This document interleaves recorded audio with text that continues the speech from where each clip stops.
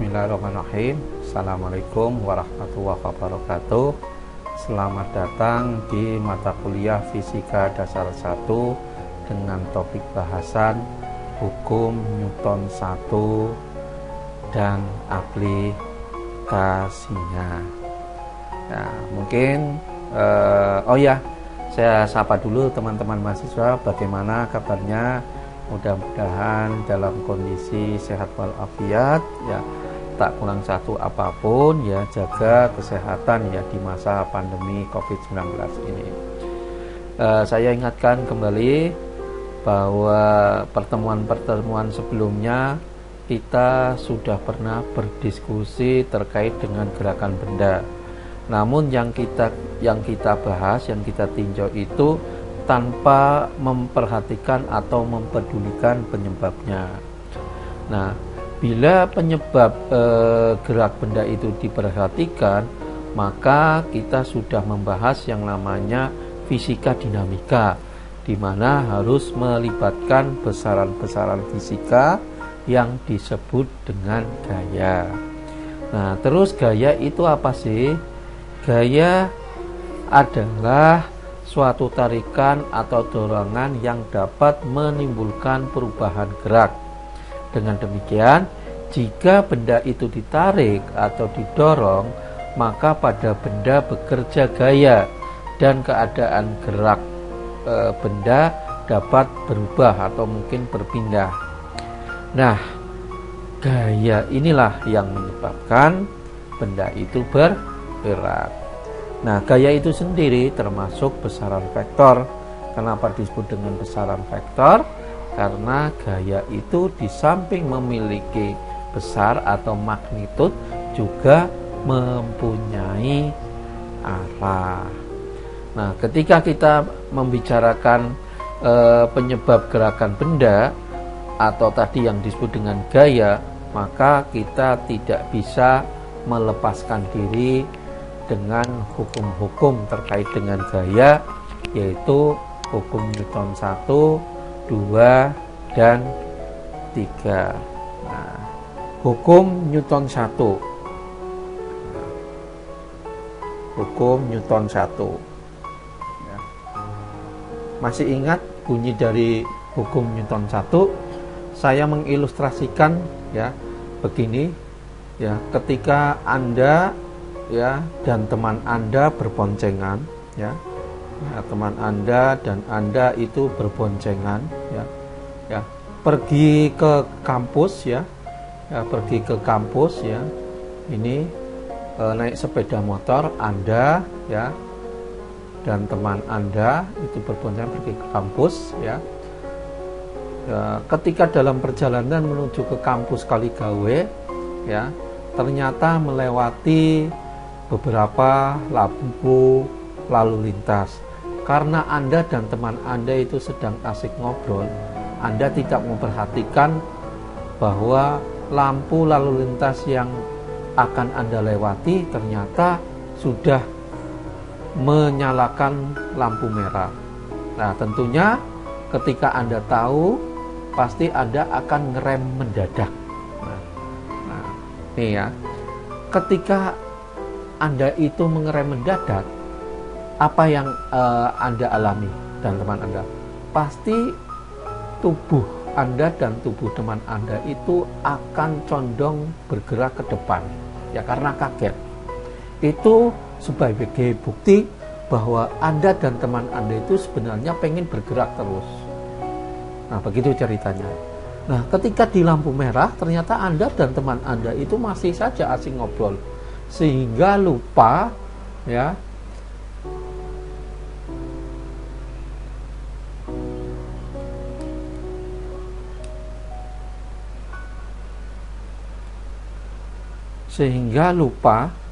ketika ternyata lampu ya lalu lintas itu sudah mulai menyala hijau. Lah, Anda itu dibel dari mobil yang berada di belakangnya. Nah, kira-kira apa yang Anda lakukan? Anda kemungkinan akan sedikit menarik gas sehingga Anda kaget. Nah, tubuh Anda kaget itu ya ciri khasnya adalah tubuh Anda dan tubuh teman Anda itu tertarik ke belakang. Nah, kondisi tadi itu menunjukkan bahwa Anda dan teman Anda itu yang sedang asik berbicara di lampu merah itu sebenarnya tidak ingin bergerak ke depan. Ya, makanya seakan-akan Anda dan tubuh teman Anda itu tertarik ke belakang. Nah, seperti yang tadi saya sampaikan, itu sebenarnya adalah peristiwa hukum Newton 1. Apa sih hukum Newton 1? Hukum Newton 1 itu ya tadi contohnya bahwa benda atau objek ya akan cenderung ya mempertahankan kondisi ya awalnya. Lah maksudnya apa? Lah yang tadi ini kalau memang kondisi awalnya itu bergerak ya, maka dia tidak ingin berhenti. Makanya ketika tadi ya di awal Anda itu kaget bersama teman Anda, itu ketika ngerem itu tubuh Anda dan teman Anda itu pengennya ya ke depan terus karena pengennya bergerak. Nah, sekali lagi bahwa hukum Newton 1 apa? Benda atau objek itu akan cenderung mempertahankan kondisi awalnya. Yang awalnya bergerak itu ya pengennya bergerak ya. Jadi kalau berhenti itu pasti akan melawan. Kemudian benda yang awalnya diam itu juga pengennya diam. Buktinya tadi ketika Anda dan teman Anda itu melihat posisi lampu sudah menyala hijau, Anda itu terkaget-kaget, tubuh Anda dan tubuh teman Anda itu pengennya itu ya diam. Makanya ketika ada lampu hijau itu, ya tubuh Anda dan tubuh teman Anda itu seakan-akan tertarik ke belakang. Ya, sekali lagi saya ulangi bahwa hukum Newton 1 kurang lebihnya bahwa setiap objek atau benda akan cenderung mempertahankan kondisi awalnya. Apabila kondisi awalnya itu bergerak, maka objek atau benda tersebut ya pengennya bergerak ya. Kemudian kalau kondisi awalnya adalah diam, maka dia juga inginnya diam. Nah, hukum Newton 1 ini disebut pula dengan hukum kelembaman ya, hukum kelembaman. Nah, kalau dituliskan secara matematis itu gimana? Kalau mungkin Bu Artini menuliskan secara matematis itu ya sigma gaya ya yang bekerja pada benda tersebut adalah 0, atau sigma F itu sama dengan 0 ya, sigma F itu sama dengan 0 ya.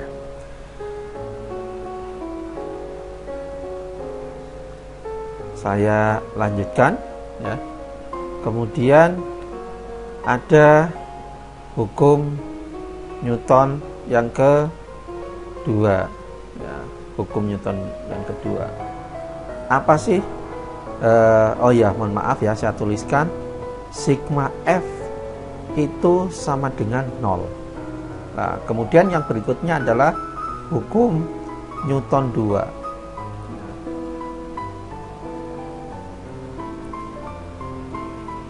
Apa yang disampaikan oleh hukum Newton 2? Hukum Newton 2 itu kurang lebihnya menyampaikan bahwa gaya yang bekerja pada benda ya, adalah hasil perkalian ya antara massa benda tersebut dikalikan dengan percepatannya, atau kalau dituliskan sigma F sama dengan M kali A. Nah, ini yang satu di hukum Newton pertama sigma F sama dengan 0, kemudian di hukum Newton kedua sigma F sama dengan M kali A. Nah, hukum Newton kedua juga bisa dituliskan A sama dengan F ya, sigma F per M. Nah, ini kan sama saja ya. F itu tadi gaya, oh ya saya belum menuliskan satuannya. Gaya itu satuannya adalah Newton ya. Atau dituliskan N biasanya, atau dituliskan kilogram meter per sekon kuadrat. Itu satuan dari gaya. Ini satuan gaya ya. Satuan gaya itu ini tadi Newton atau kilogram meter per sekon kuadrat. Nah, kalau Anda amati dan Anda lihat antara hukum Newton pertama dan hukum Newton kedua, yang pertama ngomongnya sigma F sama dengan 0, yang kedua adalah sigma F sama dengan M kali A. Itu seakan-akan kontradiktif. Ya, Pak Newton ini gimana sih? Kok yang pertama ngomongnya sigma F sama dengan 0? Kok yang kedua adalah ngomongnya sigma F sama dengan M kali A? Ya, ini sama sekali tidak kontradiktif, justru saling mendukung antara hukum Newton pertama dan hukum Newton kedua. Nah, kalau kita amati dan cermati, hukum Newton pertama itu adalah untuk menyelesaikan objek yang diam atau bergerak dengan kecepatan tertentu, jadi tidak memiliki percepatan. Itu penyelesaiannya adalah dengan menggunakan hukum Newton 1. Sekali lagi, hukum Newton 1 itu adalah dipakai untuk menyelesaikan kasus-kasus benda yang diam, tidak mau bergerak, atau benda tersebut bergerak dengan kecepatan konstan. Nah, kalau benda itu ya bergerak dan memiliki percepatan, maka penyelesaiannya kasus tersebut adalah dengan menggunakan hukum Newton 2. Oke ya, clear ya. Kemudian ya, berat suatu benda kan ada ya, ini kan gaya. Sebenarnya berat suatu benda adalah merupakan gaya ya, gaya yang dipengaruhi oleh gravitasi ya, gaya tarik. Kalau kita berarti gaya tarik bumi. Jadi F sama dengan M kali A. Kalau gaya berat ya, saya tuliskan di sini gaya berat ya, itu biasa disimbolkan W atau weight, itu sama dengan massa benda tersebut ya, massa benda dikalikan dengan percepatan gravitasi. Nah, satuannya ya tentunya sama, Newton atau kilogram meter per sekon kuadrat. Nah, terus apa perbedaan antara berat ya dengan massa? Nah, kalau dalam kehidupan sehari-hari kita sudah mencampur adukan ya, berat ya kilogram, massa ya kilogram. Padahal kalau menurut fisika yang dimaksud berat itu satuannya Newton ya, satuannya Newton, bukan kilogram. Tapi kalau massa kilogram. Jadi kalau kita ngomong berat badan berapa, itu sebenarnya yang kita tanyakan adalah massa Anda berapa. Makanya satuannya kilogram, gram, kuintal ya, dan sebagainya. Kalau berat, menanyakan berat, itu satuannya adalah Newton. Nah, bedanya ya, kalau massa itu besaran skalar ya, massa itu besaran skalar ya, besarnya itu di sembarang tempat selalu sama tidak tergantung arah. Tapi kalau berat itu adalah besaran vektor. W itu besaran vektor. Kalau M itu atau massa besaran skalar, tidak dipengaruhi arah. Ya, dimanapun berada itu besarnya sama. Nah, kalau berat ya itu besaran vektor. Ya, dimana besarnya itu tergantung pada posisi terhadap benda itu berada, terhadap percepatan gravitasi. Jadi kalau benda yang di atas bumi dengan jarak sekian dengan benda yang di atas bumi dengan jarak lebih pendek lagi, itu beratnya akan beda karena dipengaruhi oleh tadi ya posisi. Jadi sekali lagi bahwa berat itu merupakan besaran vektor, sedangkan massa itu besaran skalar. Nah, aplikasinya itu bagaimana untuk hukum Newton 1 itu aplikasinya bagaimana? Nah, saya lanjutkan. Aplikasi dari hukum Newton 1. Ya, misalkan ya, aplikasi hukum Newton 1 ya. Oh, mohon maaf, aplikasi dari hukum Newton 2 ya. Newton 2 ya. Contohnya ya, tadi sudah saya sampaikan bahwa sigma F sama dengan M kali A. Contohnya begini ya. Ini ada kotak ya. Kemudian Anda itu ya yang besar badannya itu menarik ke sebelah kiri. Saya tulis F1. Kemudian Anda punya dua adik. Ini yang kecil-kecil ya. Ya, ini memiliki gaya tarik-tarikan ya. Ini dan adik Anda yang kedua punya gaya ini. Nah, maka tadi karena gaya itu merupakan besaran vektor, jadi besarnya itu dipengaruhi oleh arah. Nah, kalau dalam peristiwa seperti ini ya, maka apa? Kalau misalkan benda itu bergeraknya ke kanan,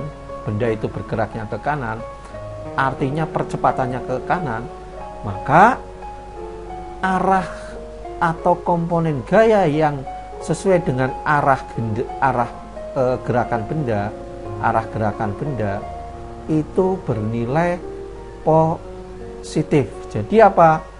F2 plus F3.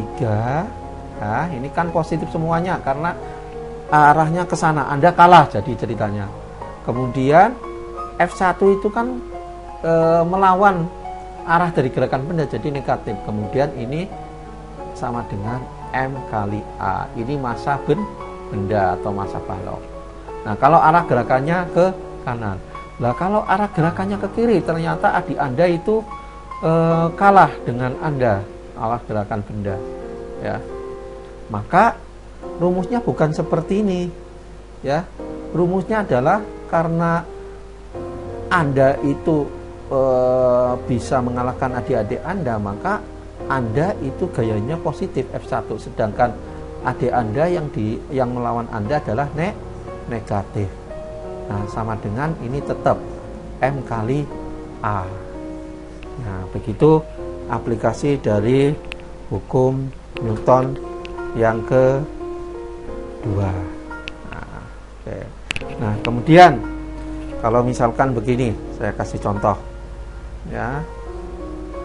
Ini ada massa benda, ini M benda ya. Kemudian ini ada M benda 1, ini ada massa benda 2 ya.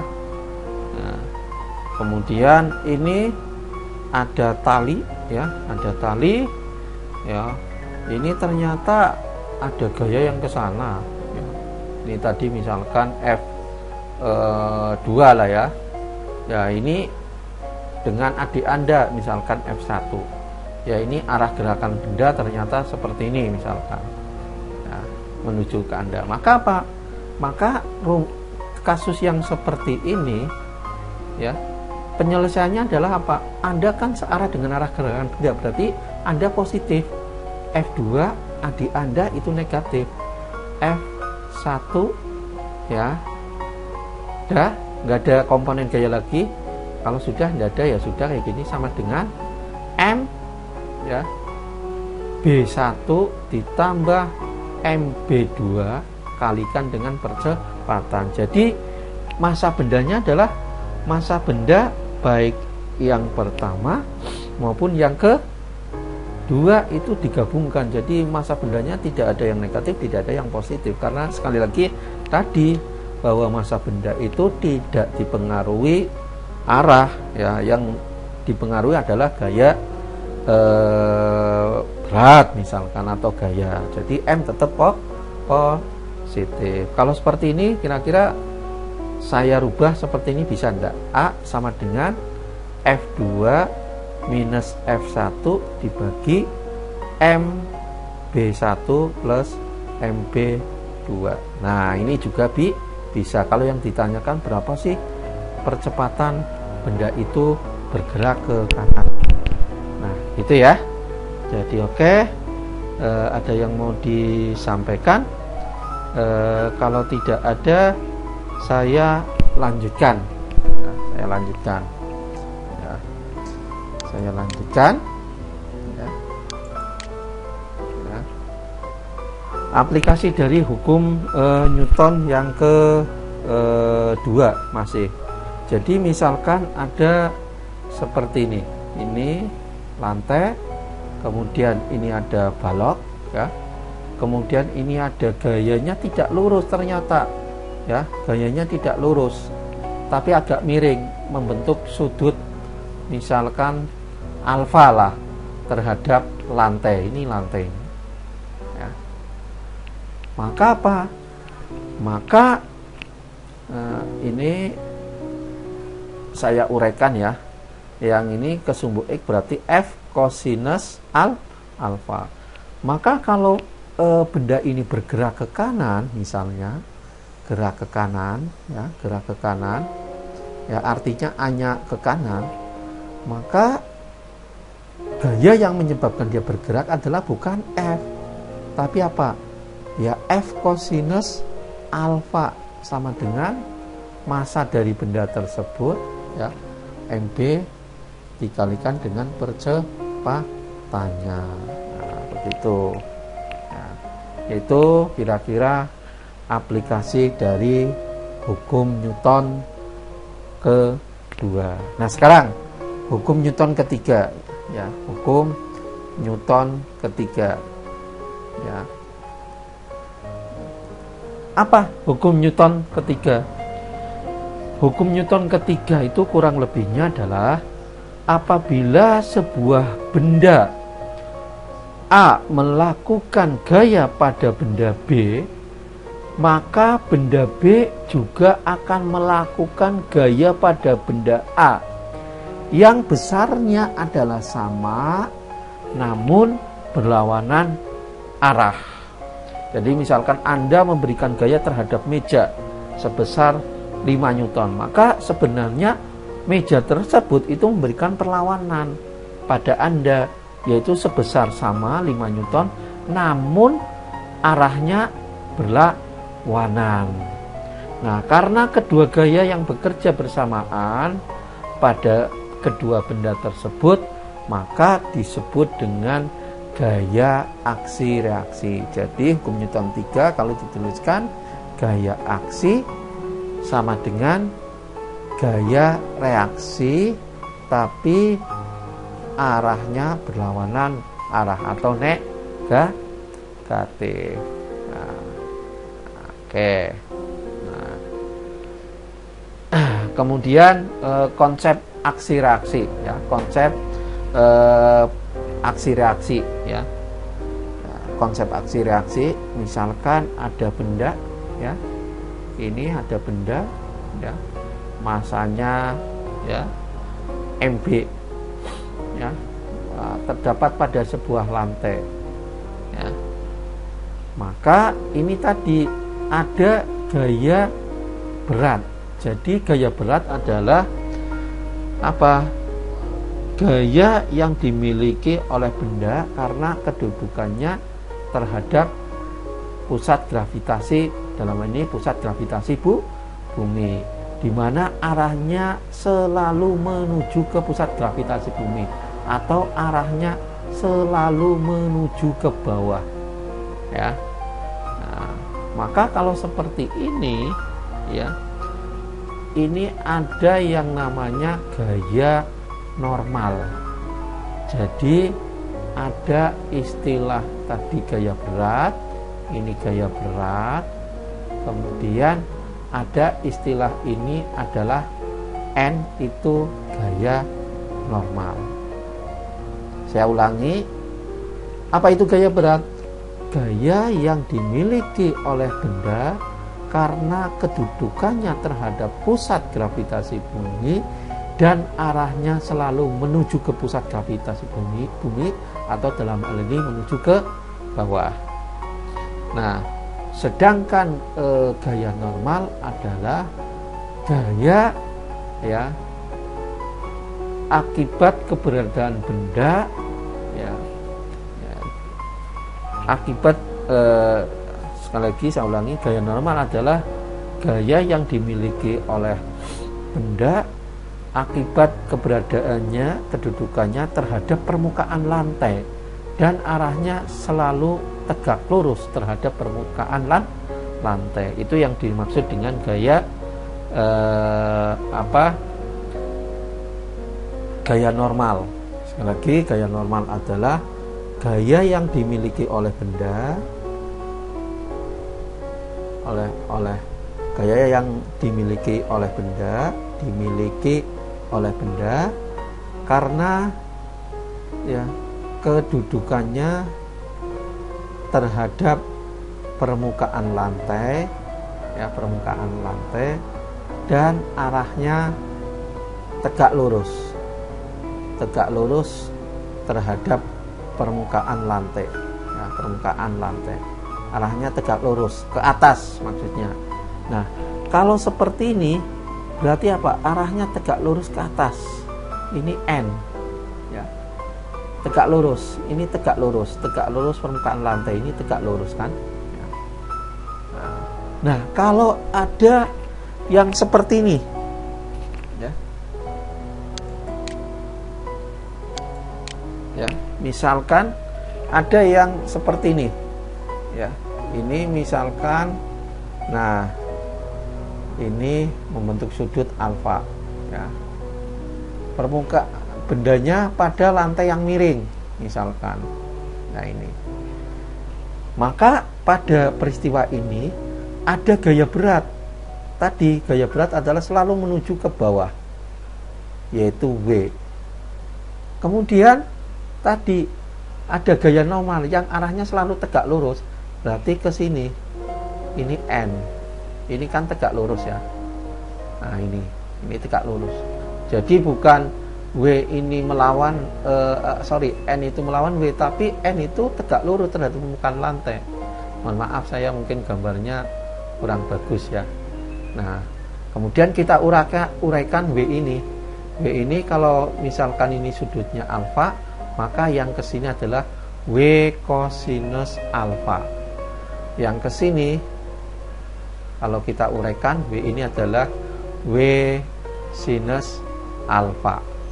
Jadi yang kesini alfa. Kenapa sih kosinus? Iya, karena sudut yang di sini, kalau Anda belajar trigonometri, adalah sama dengan sudut yang sini. Jadi kalau sini alfa, maka yang sini alfa. Maka yang sini pasti kosinus, yang sudut depannya pasti sinus. Nah, kalau seperti ini, maka bagaimana gaya normal? Ya, gaya normal misalkan N, ya, sama dengan kurangi, ya, ke atas, ya.